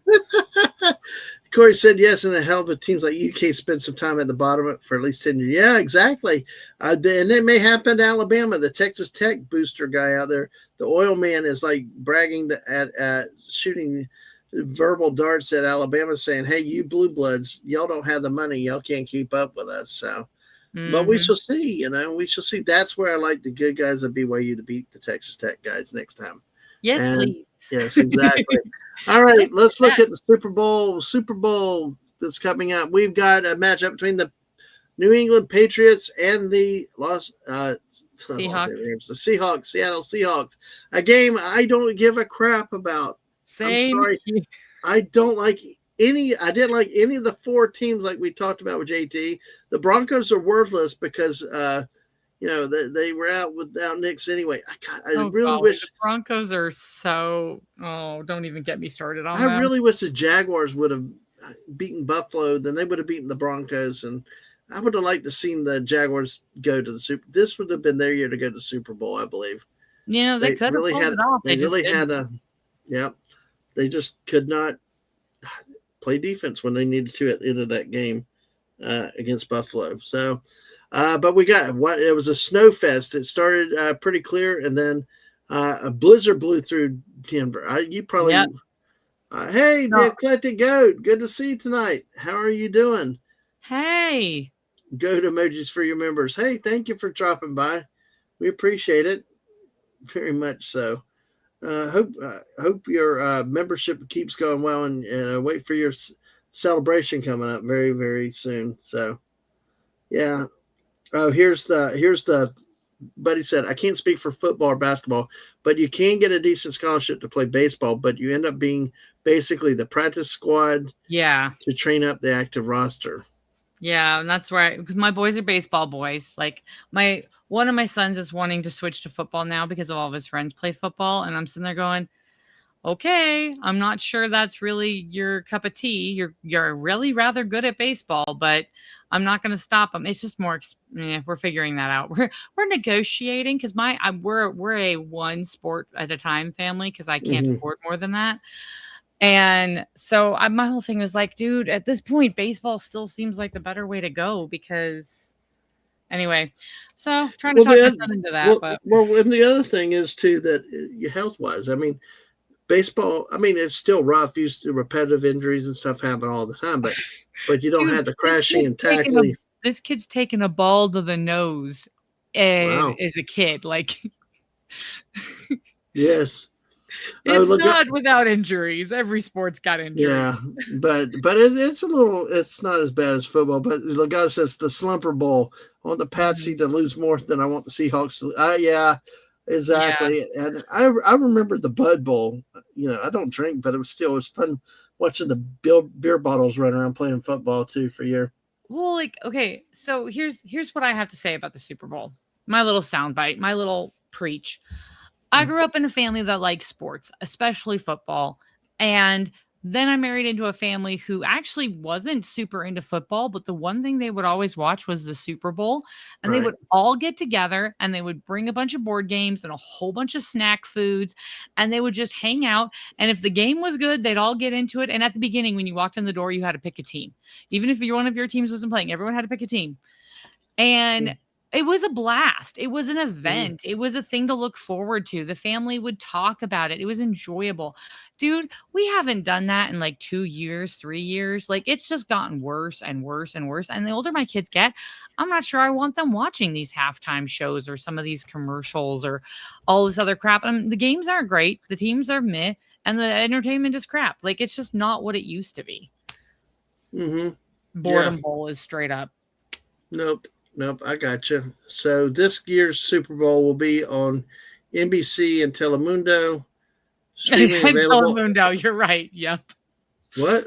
I did. Do you know what Telemundo is, right? Yeah, it's a Spanish television. Yeah. Central American, yeah. Gonna be on Telemundo? I did take 4 years of Spanish, by the way. No, you do know why it's gonna be on Telemundo? Because it's football. No. Telemundo has been okay. How political am I allowed to get on this channel? Well, wait. You can. I mean, is it really a political answer? Yes. I don't know. We'll see where it goes. Let's just put it that way. It's on Telemundo because of politics, and if you don't want to get into politics, we'll move on. Right. We'll leave it there. We'll leave it there. But hey, I don't know. Maybe I'll try to see if we can do something with that. But hey, my kids. The funny thing is, my kids are more excited about the TPUSA counter programming halftime show. No. So we may still watch part of the game and see how it's going. If the commercials are not too scary for a mom with little humans, then we might watch the game and then just watch the TPUSA halftime show and then go back. I'm sorry. They need to change those initials. I know. I agree. I hear TP like TP for me. I am Cornholio. Hey, dude. Are you threatening me? Military spouse and a mom with boys. I know. I have the same issue with that acronym. It's like TP. It's like, where is Cornholio? Where's Beavis? But oh my gosh, celebration's hard because everyone's been. That's why you do it when it's easy for you. I've tried to do celebrations, catering to other people's schedule that didn't show up. You just do you and do it when you want to, and who shows up will show up. But hey. Yeah. Yep. So you got announcements tomorrow. That will be awesome. Make sure you check her out. Jess reminds me, which the Bears could have pulled. I agree. The 40th anniversary since the last Super Bowl shuffle, Super Bowl win, and the Super Bowl shuffle, by the way. And look, Dave, she's using your avatar. I know. I saw that. I was super happy. That's so cute. What did your little troopers think about their? Oh my word! They loved it. They loved it. Well, did they ask where the other came from? Oh golly, yes, there were jokes about that too. Oh wow, you got smart kids then, definitely. Oh yeah, I got real smart, dude. My kids are smarter than my good. Like, they keep me on my toes. Yep. That's why they're in sports and other things. I need to get them tired and exhausted for my sanity. So you can play Fortnite late at night. You and Sergeant Dad. Yes. Sometimes I need sleep though. I agree occasionally, but yes, yeah, but yeah, a lot of people. It's like a lot of people are thinking a lot of stuff is rigged these days. Questionable calls, no calls, and then they choose not to review at times. So the super truffle shuffle. Okay. Well, folks, JT and I probably will talk. Be back next Tuesday. We should be, I think, looking at it. Should be a lot more informative, a little less scattered. Okay. I appreciate you being in here. I mean, it really has helped. Oh shoot, I should have told Jeff I need him to respond to my email because I'm getting February set up. But speaking of February, next Tuesday should be live with JT again. Like I said. Thursday night, I'll be live with Daisy Blossom at 8 o'clock talking about the Fifth Element. And speaking of sports, Sam and I are planning on doing some different Olympic things. It will be scattered. It's going to kind of, we're looking at the opening and the closing games, maybe some updates on Tuesdays before the regular sports show, maybe another update during the week. We don't know quite yet. We're trying to see what we want to do, how we want to do it. But Sam, we're talking about the Olympics, aren't we? Yeah, okay. I as people who caught me on Brood Banter with Eric and Raph when you and I were on there and some other stuff, I am an Olympic nerd. I have been watching the Olympics since like before I can remember. Like I love the Olympics. I've known Olympians, I've known Olympic consultants, I've known I love the Olympics. I've got Olympic gear. Like this is my thing. I love the Olympics. And then the other thing I love about the Olympics is the a world-class athlete program. And I think I actually gave it the wrong name when we were on Brood Banter, but it's world-class athlete program. And what that is, if you don't know, is the United States military has individuals who are in exceptionally good shape and happen to be particularly athletic. And so they assist them in competing in sports like the Olympics. And so I actually pulled up a list of who we have qualified so far to share. Just I'm really excited about the bobsled team. We actually had someone trying to qualify for the Olympics who was a figure skater from the military, so I'm not sure how that one's gonna go. Little interested about that one. But as of right now, we have, and the thing is, we have athletes who are still active service or like still serving in the military, and then we have wounded warriors who are Paralympics. But this time around, I feel like we're going to be having more fewer Paralympics and more like actual like Olympians. We've got 6 that have qualified so far and a few that are still in the process of qualifying. We have 2. Sorry. I apologize. This is the first time we actually have Air Force qualifying. Usually it's just Army. So the Chair Force? The Chair Force has athletes. Hey, Who knew? Right. So we've got 6 from the Army who've qualified for Milan, and we've got 2 Air Force who have qualified for Milan. There's I think some that are still, I think it's mostly hammered out, but we've got Staff Sergeant Deidre Irwin, who is a biathlon. She is biathlon. We've got Specialist Sean Doherty, who is also biathlon. He's a biathlete. We've got Sergeant Frank DeLuca, who is in the bobsled. We have Specialist Azaria Hill, who's also bobsled. Sergeant Benjamin Loomis, who is a combined skier. Skis the combined. Private Spencer Howe, who is in pairs figure skating, which that's intriguing. I'm definitely watching figure skating now. We've got a specialist who's evidently I don't know how much of a, like, seriously, I want to know how much crap he gets in his unit for being a figure skater. I just need it's a guy. It's a male figure skater. I know. He's a male figure skater in the Army. I just want to know what that barracks banter is. That's got to be funny. And then we've got from the Air Force, Staff Sergeant Kelly Curtis, who is going to be in the skeleton. And then we have Senior Airman Jasmine Jones, who is going to be in... Wait, I'm not seeing her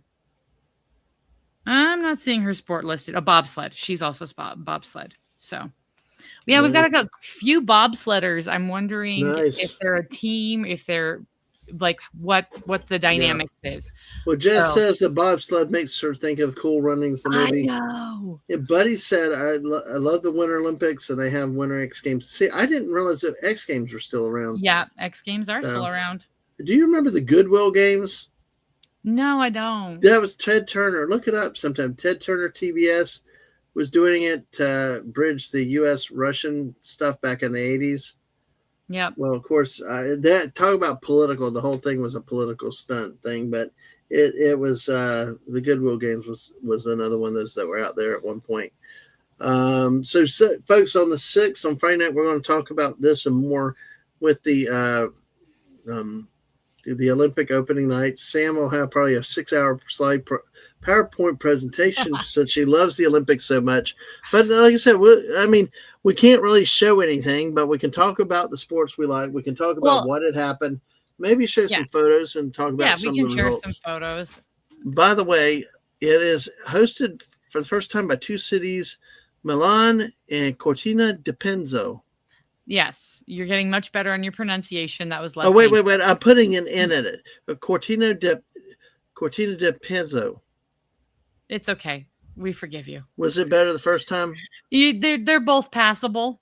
Well, I know I'm putting it in the first one. Cortina de Yeah. Penzo.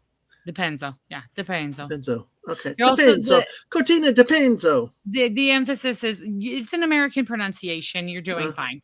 My husband gives me crap because I still will say Napoli, and people are like, "What?" And he's like, "She means Naples." I'm like, "Yes, I'm pretentious like that." Oh, really? Napoli is Naples. Okay. Yeah, Napoli is Naples. Napoli. Yeah. Yeah. So okay. Napoli, but it's spelled like Napoli though, right?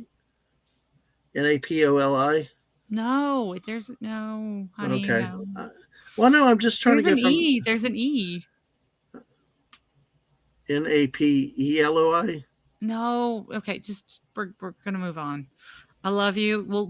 We're gonna teach you some Italian geography with the Olympics, I and think that will that's be a little side game.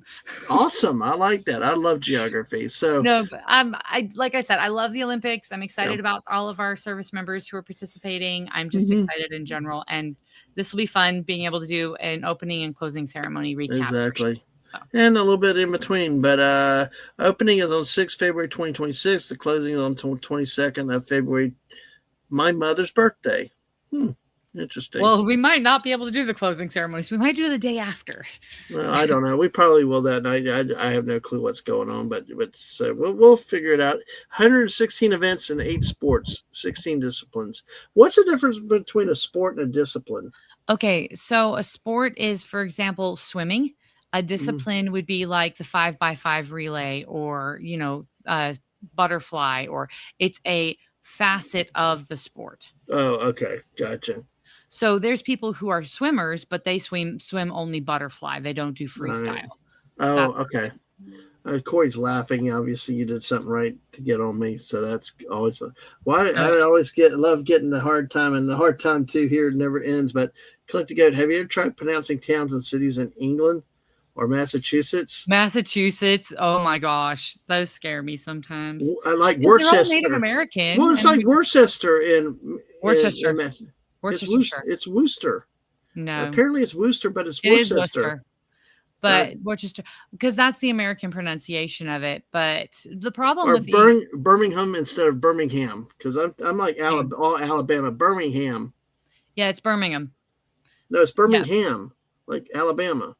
No, it's Birmingham. I'm American. I'm Southern. Yes, you are, and that's why we forgive you. What?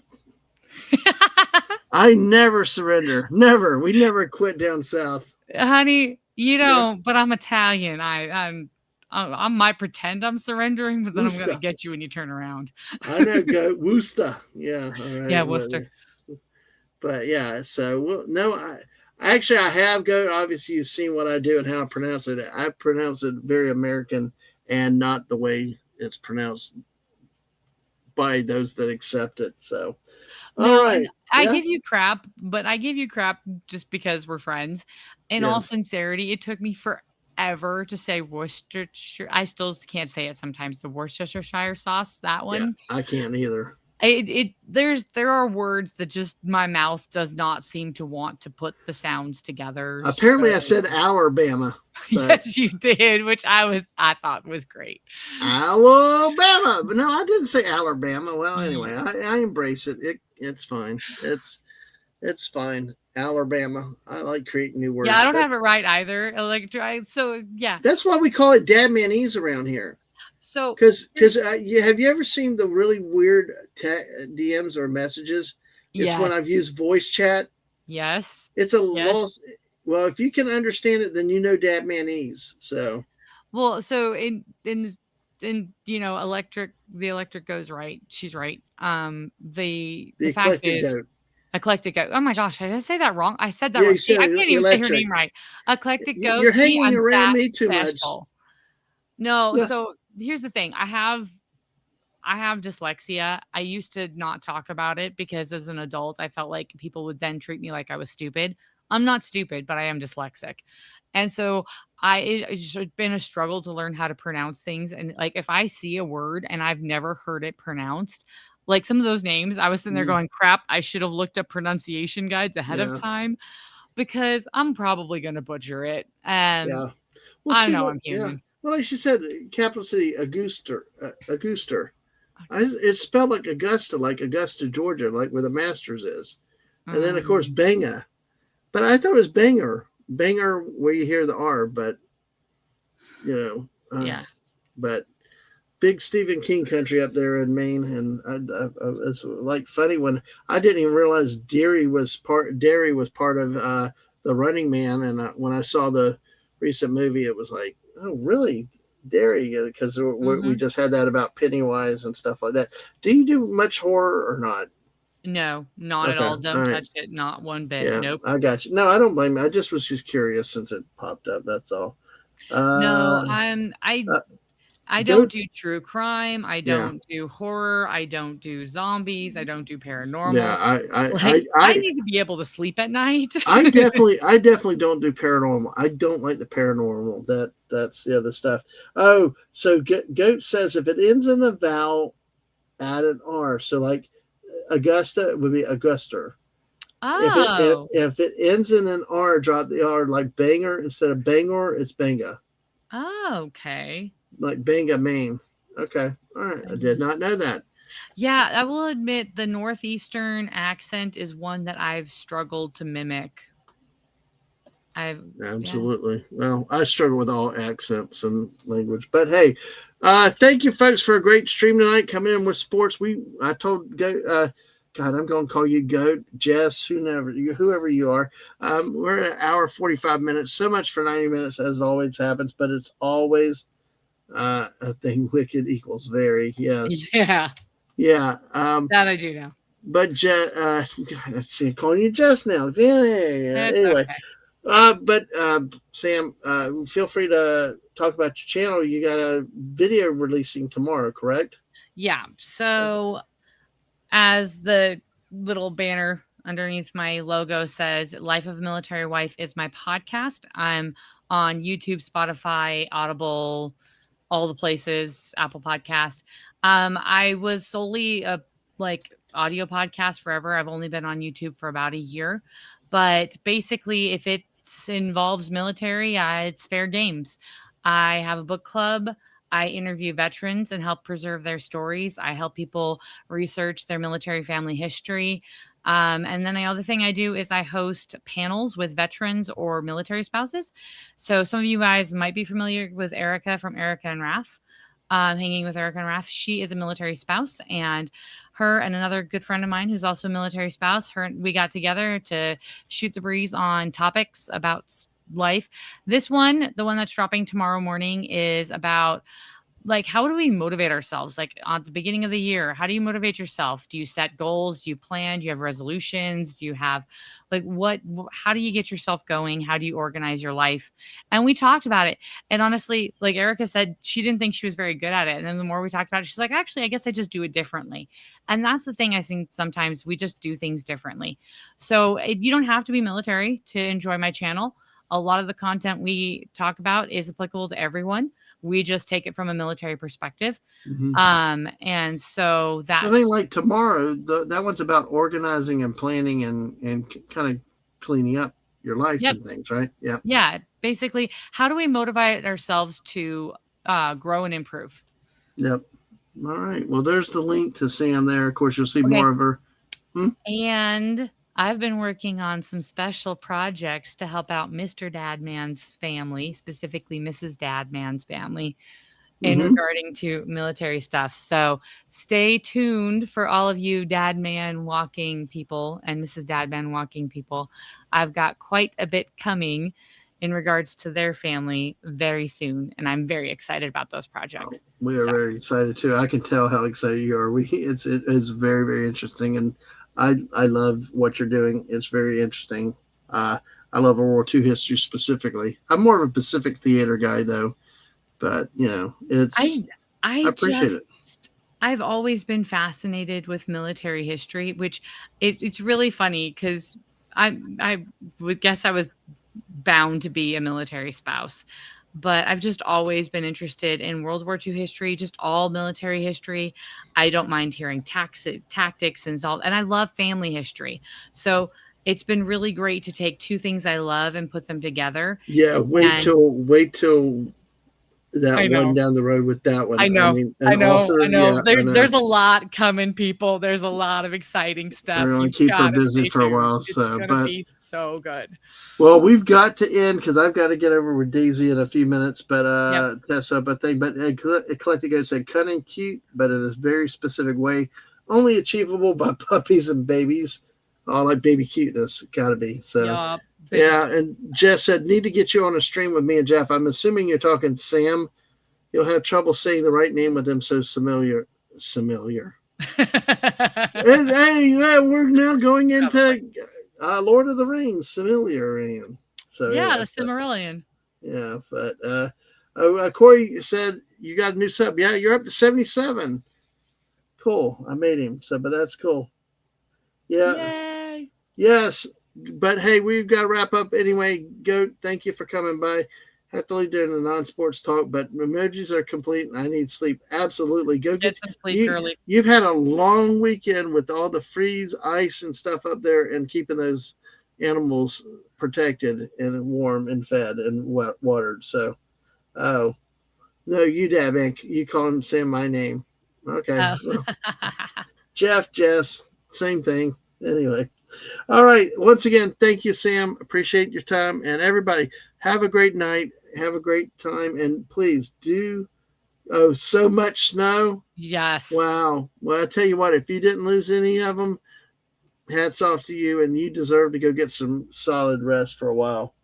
Absolutely. So, and Corey says, bye, stay warm and out on. Like I said, make sure you subscribe to Sam. Thank you, everybody. I hope you have a wonderful night. And we will catch you next time Thursday night with Daisy Blossom at 8 p.m. as we talk about the movie The Fifth Element. Bye, everybody.